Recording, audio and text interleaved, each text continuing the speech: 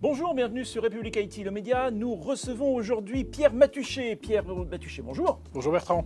Donc, vous êtes Senior Vice President IT and Digital Transformation de Adecco Group.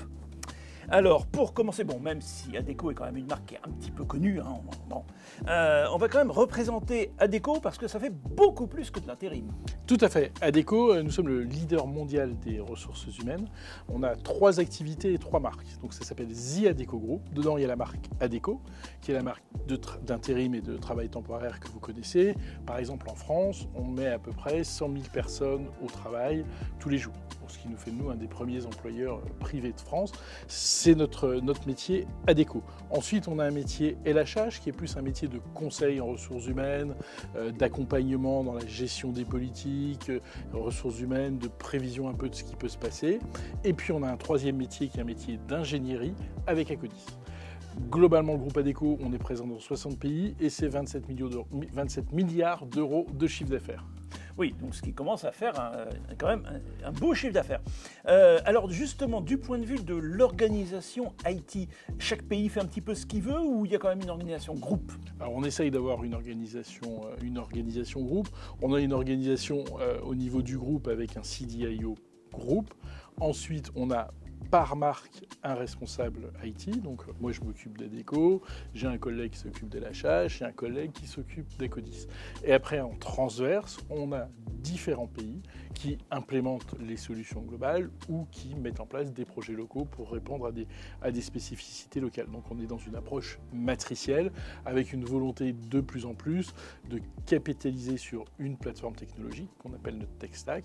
Et cette tech stack nous permet d'être déployée dans chacun des pays. On essaye d'être plutôt dans un mode adopt qu'adapte, avec les limites du modèle néanmoins, de façon à pouvoir capitaliser sur ces développements technologiques. On va y venir dans la suite de l'interview. On a en ce moment un certain nombre de développements qui coûtent cher et qu'on peut pas faire sur chacun des pays. Alors justement, vous avez donc un certain nombre de grands projets structurants, mais avant de rentrer dans les détails, est-ce que vous avez plutôt choisi une approche full cloud, hybride, comment vous procédez? Alors, on est sur une approche full cloud.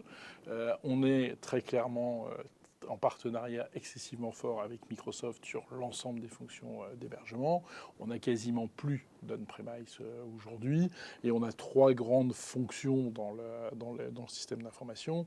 On a un front office, un mid office et un back office. Le front office et le back office sont des produits qu'on standardise de plus en plus.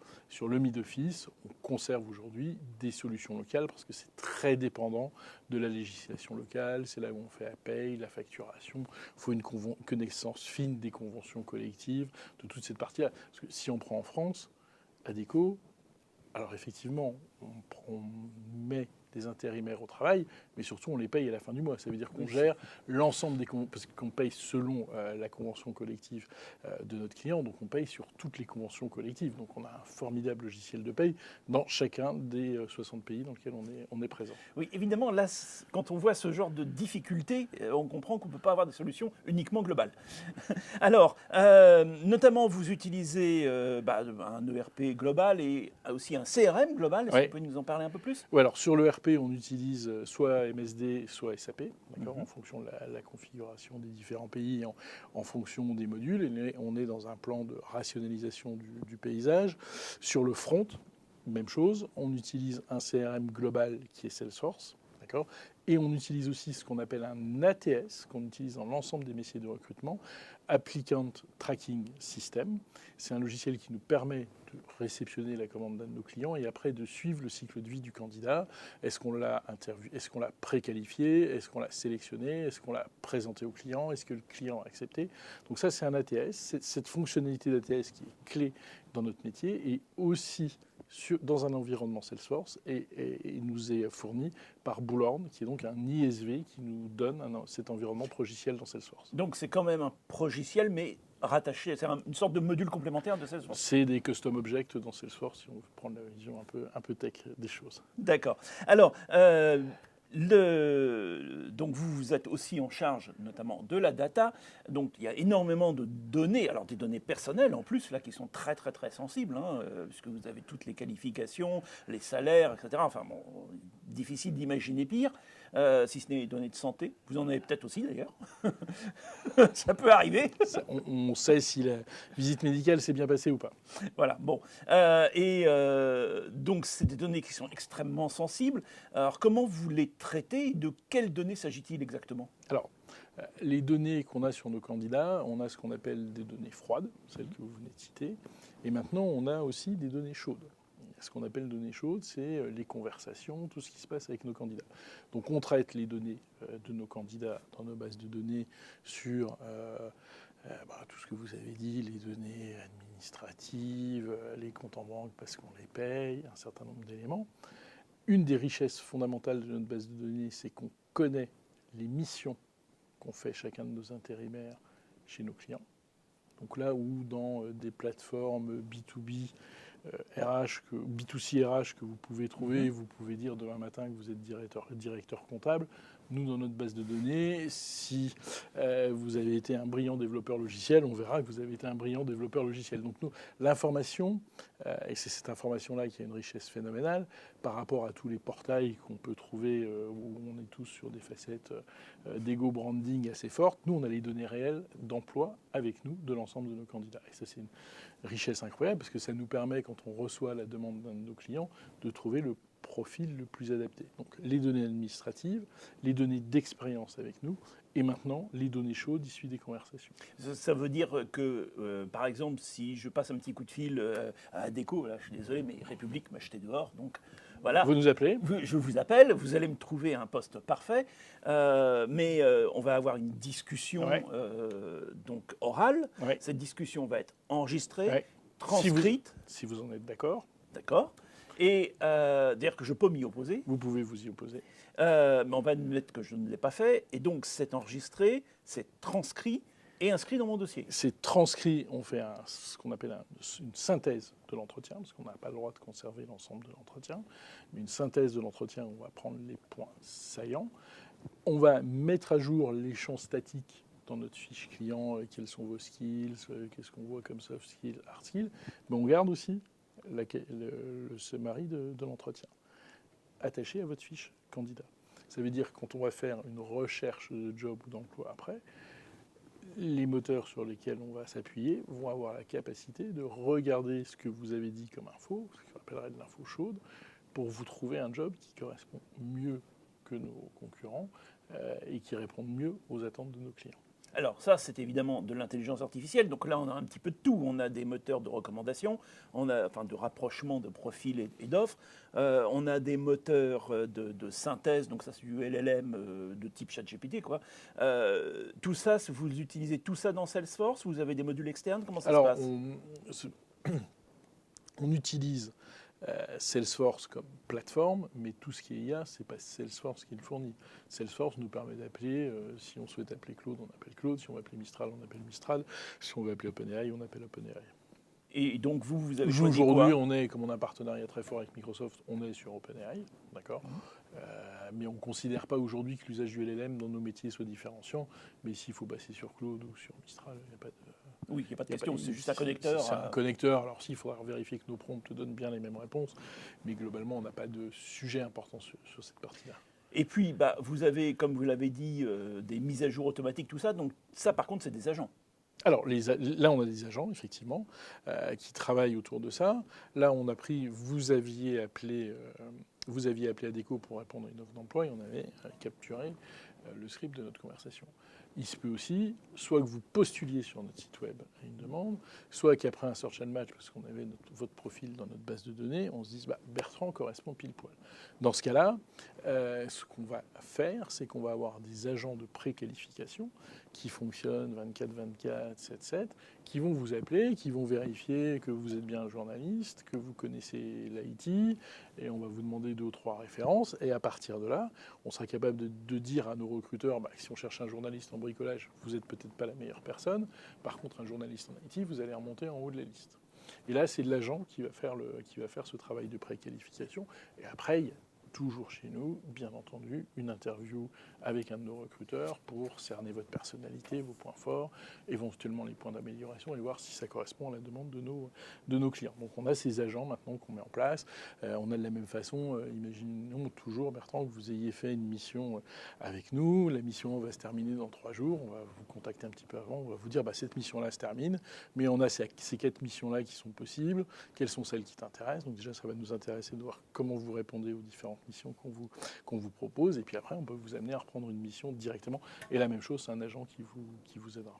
Et par contre, la conversation, elle, est menée exclusivement des êtres humains, ou est-ce qu'il y a aussi des conversations avec agents? Il y a aussi des conversations avec agents, des conversations texte ou des conversations voix.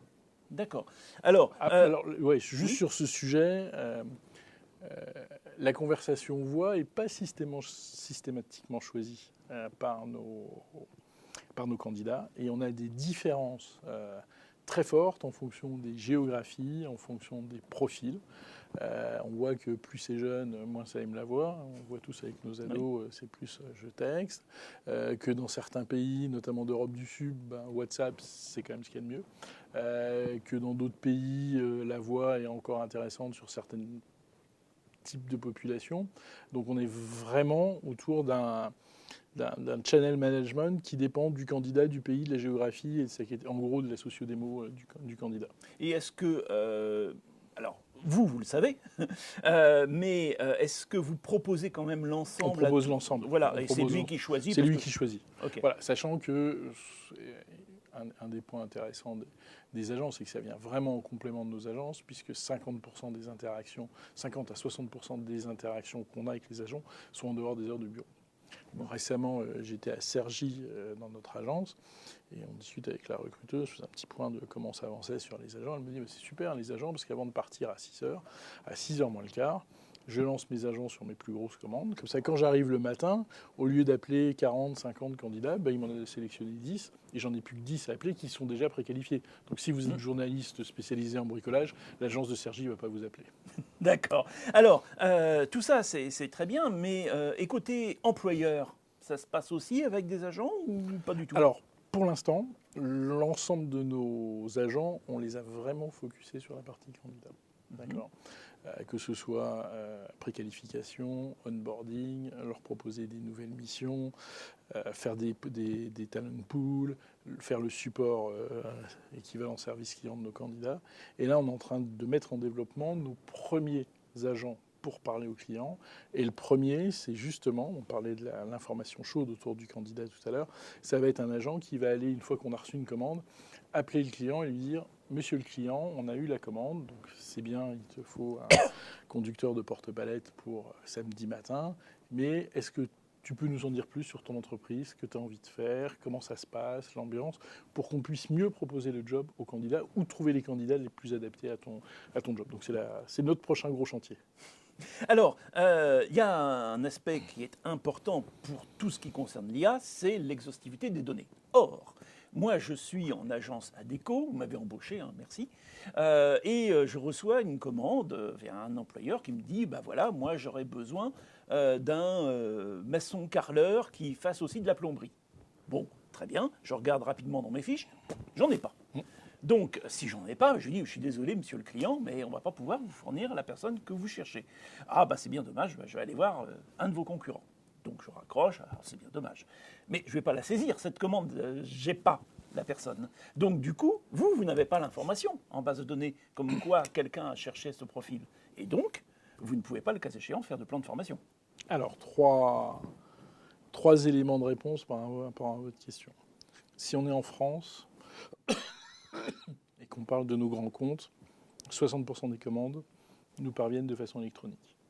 C'est-à-dire qu'ils ont ce qu'on appelle les systèmes de VMS, Vendor Management System, où ils envoient la commande à nous et malheureusement à nos concurrents.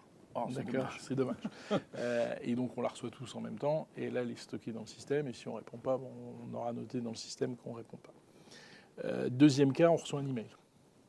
On a développé avec l'IA un petit module qui prend l'email et le transforme automatiquement en commande, en prenant en compte un certain nombre d'éléments. On a dans nos agences des comportements de commerciaux qui, avant te donner la feuille comme ça en disant voilà, il me faut un carreleur plombier, qui maintenant disent c'est plus simple, je te fais un mail avec ce dont le client a besoin. Et nous, le recruteur, pour aller faire son search and match, au lieu de retaper, il prend le mail, il envoie automatiquement dans les moulinettes qui vont bien IA, et qui va nous permettre de créer automatiquement la commande dans Salesforce. Donc, et le troisième cas, qui est que effectivement, il ne l'a pas saisi. Aujourd'hui, on travaille à avoir cette donnée, parce que c'est celle qui est la plus importante pour nous. Il est plus important pour nous de savoir ce à quoi on ne répond pas que de savoir ce à quoi on répond. Puisque du coup, vous pouvez chercher. On peut chercher. Donc effectivement, et c'est pour ça qu'on a un programme en place sur les VMS, qu'on a fait l'ensemble des développements autour de la transformation automatique d'un mail en commande pour répondre à ça. Donc c'est un vrai sujet de préoccupation pour nous. Très bien. Alors, vous faites beaucoup d'IA, beaucoup d'agents d'IA. Mais ça mange énormément de tokens, ça mange énormément de ressources, ça coûte finalement assez cher à la longue. Et puis avant, ma foi, il y avait des petits scripts qui pouvaient très bien faire l'affaire, de l'RPA, des choses comme ça. Est-ce qu'aujourd'hui, on n'en fait pas un petit peu trop avec l'IA ? Sûrement. Sûrement. Et je pense qu'on a aujourd'hui un équilibre économique qui est en cours de bouleversement. D'accord ? On est au début de ce bouleversement. On a tous eu l'habitude d'acheter nos logiciels avec un price per site. Voilà, on payait le CRM temps, on payait le mid-office temps, on payait le back-office temps, on faisait la somme, on vérifiait que ça tenait dans la BAC et ça tenait dans la BAC. Aujourd'hui, l'IA, chaque transaction peut consommer un peu, moyen, beaucoup. Si vous prenez chez nous une conversation en mode texte avec 3 questions, ça n'a pas le même coût CPU, ou kilowatts comme on veut, qu'une conversation avec 40 questions en voix. Et aujourd'hui, on ne peut pas dire que les éditeurs de logiciels sont tous en avant sur la transparence autour de ces modèles de données. On va prendre un exemple qui est public, que tout le monde connaît, le pricing de GitHub par Microsoft. En mars-avril, c'était un pricing fixe par développeur. Ils se sont rendus compte qu'ils surconsommaient dans Cloud Code, donc ils ont suspendu les inscriptions pendant 3 semaines. Et puis maintenant, on a un prix où on a une certaine capacité de Cloud Code, et puis après, on paye on top. Et ça, il va falloir qu'on ait la transparence sur ces coûts-là. Et je pense qu'il y a, dans le monde de l'IT, une vraie réflexion à avoir sur comment les éditeurs nous font des pricing qui sont les vrais pricing. C'est-à-dire que ça ne sert à rien de nous vendre quelque chose à X euros par mois, par site, alors qu'eux, derrière, ont des coûts variables. Parce qu'à un moment donné, quand les coûts variables vont exploser, il faudra bien qu'on se soit répercuté. Et donc tout ça, il va falloir le travailler. Et je suis d'accord avec vous, il y a peut-être de l'emballement sur de l'IA à des endroits où il n'y en a pas besoin. Les budgets IT sont finis. Les valorisations d'Anthropic et OpenAI sont délirantes. Donc à un moment donné, il va bien falloir qu'il y ait du chiffre d'affaires en face.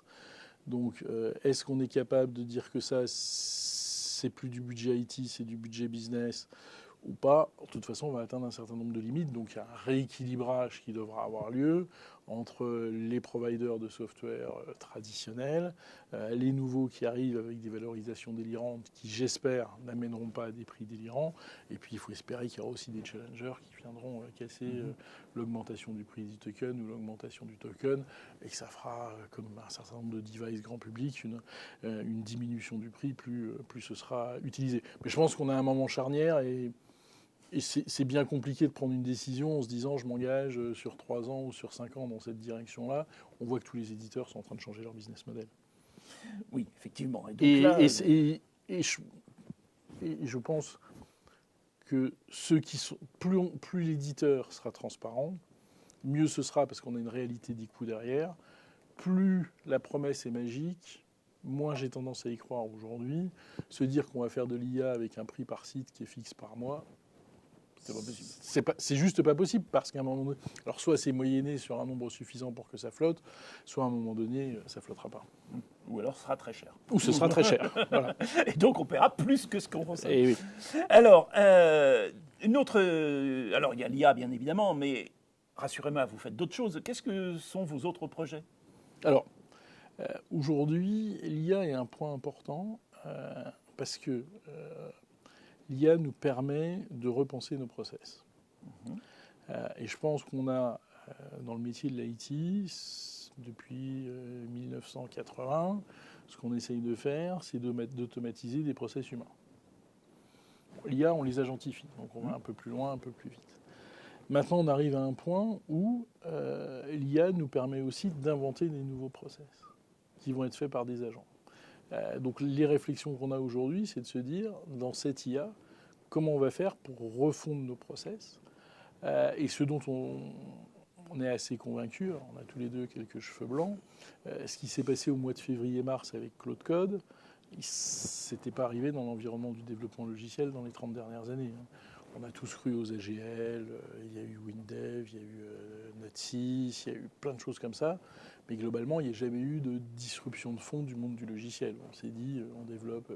Là, aujourd'hui, on a une disruption de fond du monde du logiciel. Alors, le vibe coding va peut-être un petit peu loin, mais au moins programmer en langage naturel, on y arrive tous à faire des applis un peu costauds sur cette partie-là. Donc, je pense qu'on est vraiment sur l'IT à ce moment charnière où l'IA nous oblige à refondre un certain nombre de process et on va aussi avoir à réfléchir à quel est notre métier d'IT demain. Si on développe beaucoup plus vite, ça change tout. Ça change la relation qu'on a avec le business.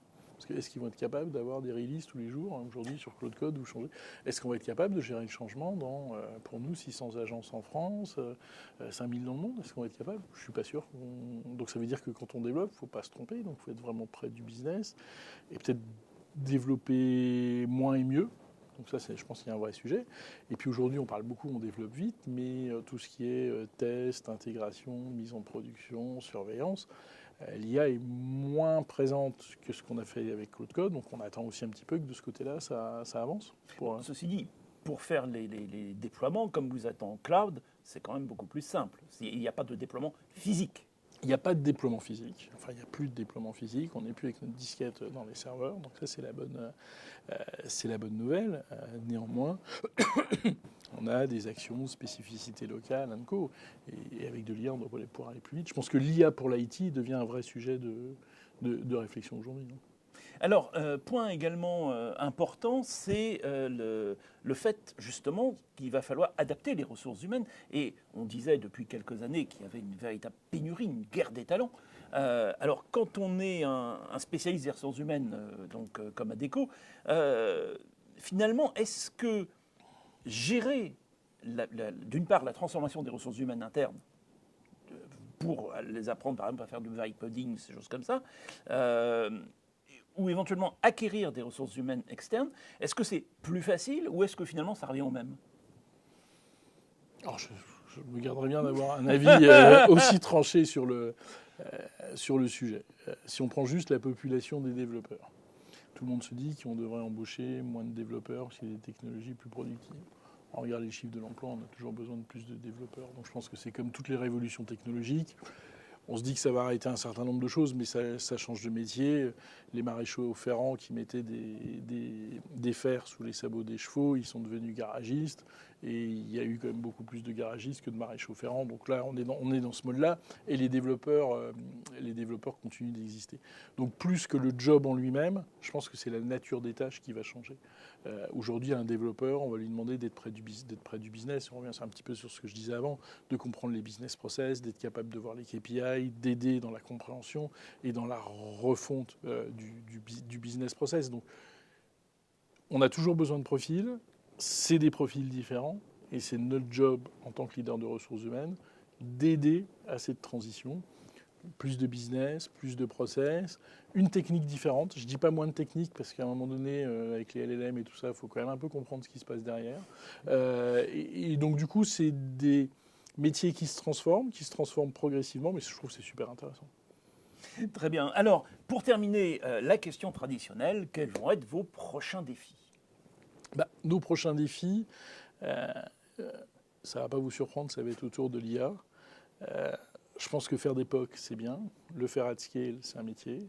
Nous, on a fait 20-25% du chemin pour apprendre ce que c'est qu'à faire de l'IA at scale. Et on sent déjà, côté IA, et notamment avec la partie agentic, on va faire comme ce qu'on a connu dans le digital, mais à un rythme très accéléré.